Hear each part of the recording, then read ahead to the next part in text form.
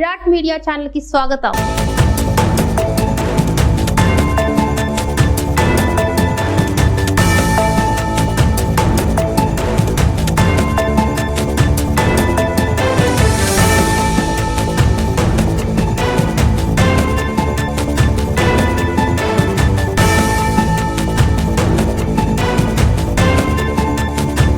నా పేరు డాక్టర్ శివరామకృష్ణ, తిరుపతి జిల్లా పశు వైద్యాధికారుల సంఘం అధ్యక్షుడు. అందరికీ నమస్కారం. ఈరోజు రాష్ట్ర వ్యాప్తంగా అన్ని శాఖల్లో బదిలీల ప్రక్రియ ప్రారంభమైంది. ఆ ప్రక్రియలో భాగంగా పశుసంవర్ధక శాఖలో కూడా బదిలీల ప్రక్రియ ప్రారంభమైన నేపథ్యంలో ఈరోజు ఆ బదిలీల ప్రక్రియలో జరిగే లోపాలను మేము వ్యతిరేకిస్తూ బదిలీల ప్రక్రియని రాజ్యాంగబద్ధంగా కౌన్సిలింగ్ విధానం ద్వారా పశుసంవర్ధక శాఖలో నిర్వహించాలని ప్రధాన డిమాండ్గా ఈరోజు మేము అన్ని జిల్లాల నుంచి ఇక్కడికి రావడం జరిగింది. అన్ని జిల్లాల పశు వైద్యాధికారి సంఘాలు, తర్వాత వెటనరీ డాక్టర్లు కూడా ఈరోజు విజయవాడ రావడం జరిగింది. రేపటితో ఈ బదిలీల ప్రక్రియ పూర్తి కాలం నేపథ్యంలో ఇంత ఎమర్జెన్సీగా మీరు ఎందుకు ఇక్కడ పెట్టారని మీరందరూ కూడా మమ్మల్ని అడగవచ్చు. ఎందుకంటే ఏదైతే ప్రభుత్వం ఇచ్చిన గైడ్లైన్స్ ఉన్నాయో ఆ గైడ్లైన్స్ అన్ని కూడా తొంగలో తొక్కి ఎక్కడో ఏదో 10, 20 రాజకీయంగా సిఫార్సుల మేరకు బదిలీలు చేసే ప్రక్రియకి మేము ఎప్పుడు కూడా అసోసియేషన్ల సంఘాల వ్యతిరేకం కాదు.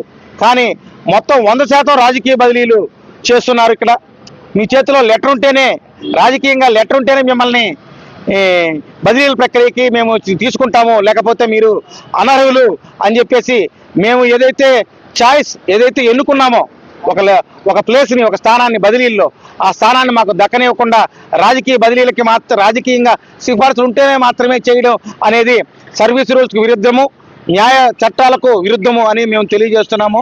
కాబట్టి ఇది ఒక గైడ్లైన్స్లో కేవలం ఒక పక్కన మమ్మల్ని మీరు ఆరోగ్యం ఉన్నవాళ్ళు, మీ తల్లిదండ్రులకి క్యాన్సర్ కానీ గుండెపోటు కానీ ఇట్లా ఏదో ఆరోగ్యపరమైన ఎమర్జెన్సీ కండిషన్స్ ఉన్న వాళ్ళని అప్లై చేసుకోమని ఒక పక్క చెబుతూనే ఇంకో పక్క వాళ్ళకి వేరే వాళ్ళు ఎవరైనా రాజకీయ సిఫార్సులు తీసుకొని లెటర్ తీసుకొని వచ్చి ఇచ్చేస్తే వాళ్ళకి ఆ ప్లేస్ని ఇవ్వడం జరుగుతుంది. ఇది చాలా దుర్మార్గమైన చర్య, చాలా బాధాకరమైన విషయం.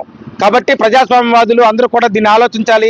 ఇది కేవలం ఒక టీచర్లకు బదిలీలో, కేవలం వేరే డిపార్ట్మెంట్కి కౌన్సిలింగ్ ప్రక్రియ చేపట్టడం కాదు. రాష్ట్రంలో ఉన్న మాలాంటి పశుసంవర్ధక శాఖ డిపార్ట్మెంట్ కూడా బదిలీలు జరిగితే మా అందరికీ సమానత్వం, న్యాయం జరుగుతుందని మేము భావిస్తూ ఈరోజు రాష్ట్ర స్థాయి సమావేశానికి హాజరవడం జరిగింది. మేము మధ్యాహ్నం నుంచి మా డైరెక్టర్ గారిని కలవడం జరుగుతుంది. ఆ తర్వాత ఈవినింగ్ మా ప్రిన్సిపల్ సెక్రటరీ గారు కూడా కలవడానికి, మా బాధలు వినడానికి పర్మిషన్ ఇచ్చున్నారు. కానీ ఆయనకు కూడా తెలియజేసి న్యాయబద్ధంగా, ప్రజాస్వామ్యబద్ధంగా, రాజ్యాంగబద్ధంగా ఈ కౌన్సిలింగ్ ప్రక్రియ ద్వారా మాకు బదిలీల ప్రక్రియ నిర్వహించాలని చెప్పి మేము కోరుకుంటూ ఉన్నాము.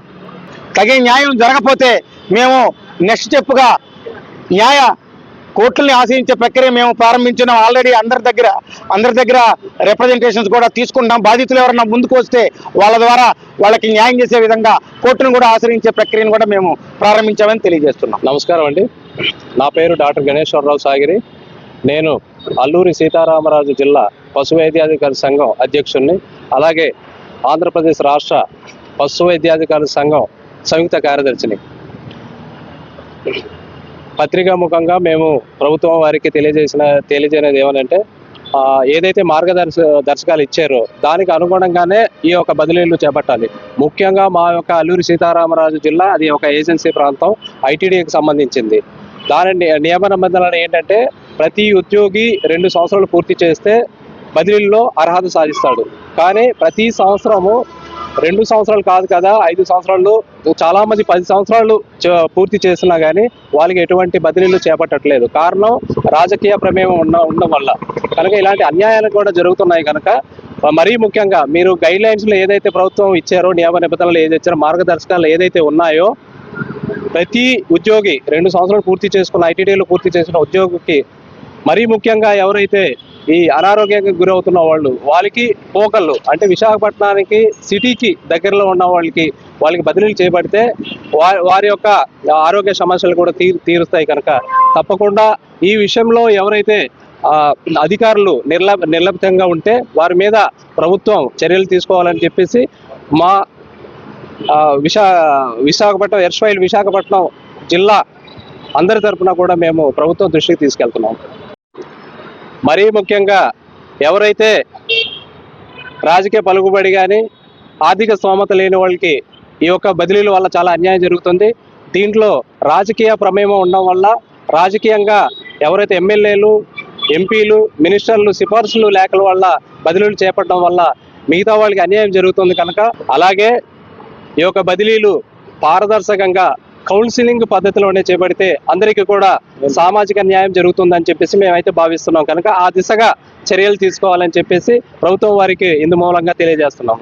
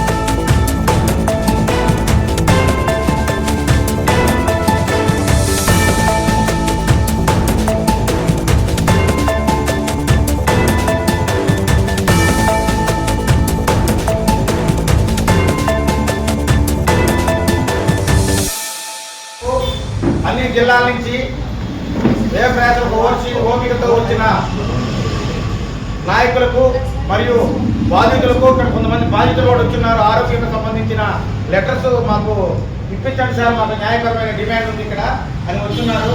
వాళ్ళు కూడా సర్టిఫికేట్ వచ్చి కూడా చెన్నై దగ్గర ఉన్న సర్టిఫికేట్ అక్కడి నుంచి వస్తున్నారు. వాళ్ళందరూ కూడా మనం గౌరవించి ఈరోజు ఈ సమావేశాన్ని ఏర్పాటు చేసిన స్టేట్ బాడీకి మరియు మిగతా ఇక్కడ జిల్లా ఎన్టీఆర్ జిల్లా బాడీకి ప్రత్యేకమైన ధన్యవాదాలు తెలియజేస్తూ మేము మాట్లాడాలనుకుంటున్నాం. నేను తిరుపతి జిల్లా పశు వైద్యాధికారుల సంఘం అధ్యక్షుడిగా నూతనంగా ఎన్నికవడం జరిగింది. ఇక్కడ అందరూ కూడా ఇందాక మాట్లాడడం ప్రతి ఒక్కరిలో ఆవేదన ఉంది, ఆలోచన ఉంది, ఆక్రోశం ఉంది, ఆక్రందన ఉంది. నిజమే, కానీ ఈ సిస్టంలో అందరం బాధితులమే. ఇది ఇప్పుడు చేయడం కూడా తప్పే, కానీ దీనివల్ల కొంతమంది నలిగిపోతున్నారు అన్నది కూడా నిజమే. ఆ నలిగిపోతున్న వాళ్ళకి హక్కులు ఉన్నాయి. ఆ హక్కులను మేము డిమాండ్ చేస్తున్నాం. గుండెపోటు ఉన్న తల్లిదండ్రులు ఉన్న లెటర్ పెడితే ఒక పొలిటికల్ లెటర్ వచ్చేసి కొట్టేసింది. ఏమి సమాధానం చెప్తాం మనం అంతా? వాళ్ళ వెనకాల మనం నిలబడాలా వద్దా? మీరే చెప్పండి. కళ్ళ ముందు చూస్తూ ఉండాలా? నలిగిపోతూ ఉన్నారు చాలామంది. ఇందాక సార్ అన్నాడు, మీరందరూ వచ్చి మా జిల్లా మీద పెడుతున్నారంటే యూఆర్ జోన్. మనకి ఎక్కడ పోవడానికి రైట్ ఉంది. మనకి జోన్, ఒక జోన్ అంటే 3 జిల్లాలు. అది రాజ్యాంగబద్ధంగా వచ్చిన జోన్. అది అంటే ఇప్పుడు మనం ఇరుక్కున్నాం. ఈరోజు నిజంగా చెప్పాలంటే ఇంకా బయట నుంచి కొత్తగా ఉద్యోగాలు వచ్చారు. రేపు ఏమైపోతాం, కొత్త ఉద్యోగాలు తీస్తే అందరూ కొట్టుకుని తెచ్చిపోతారేమో. అంత దారుణమైన పరిస్థితుల్లో మనం ఉన్నాం. సమన్వయం పాటించి సంయమనంతో అందరూ కూడా స్టేట్ బాడీ పిలుపు మేరకు డైరెక్టర్ గారి దగ్గర తీసుకుని ఏర్పాటు చేస్తామన్నారు.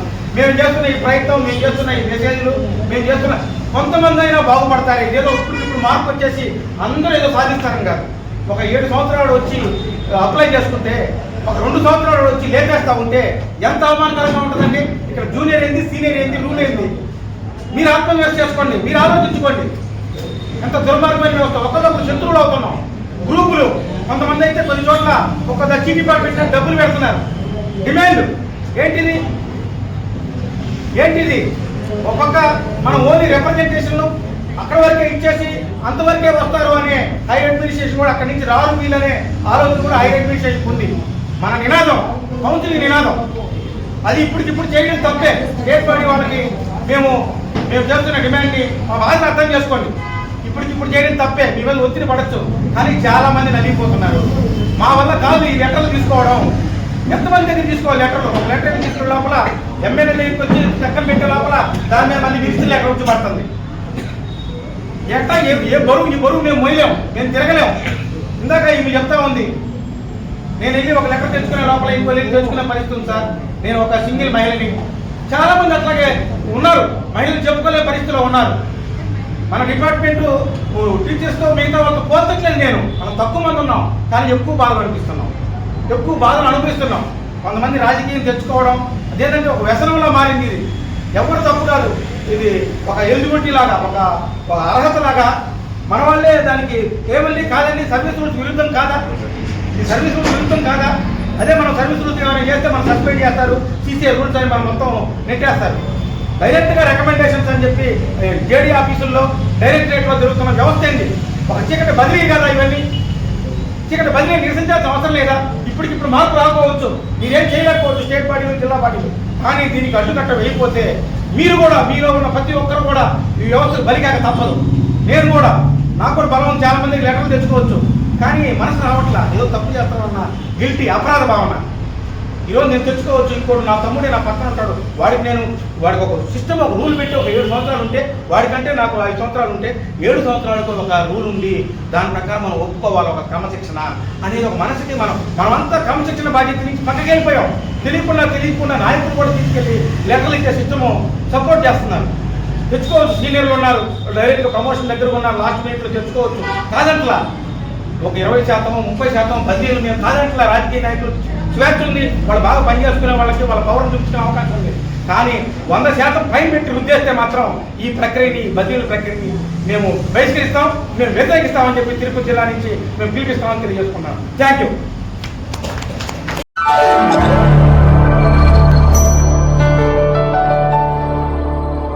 Thank you for watching the video and please subscribe Virat Media. For more updates, click on the bell icon.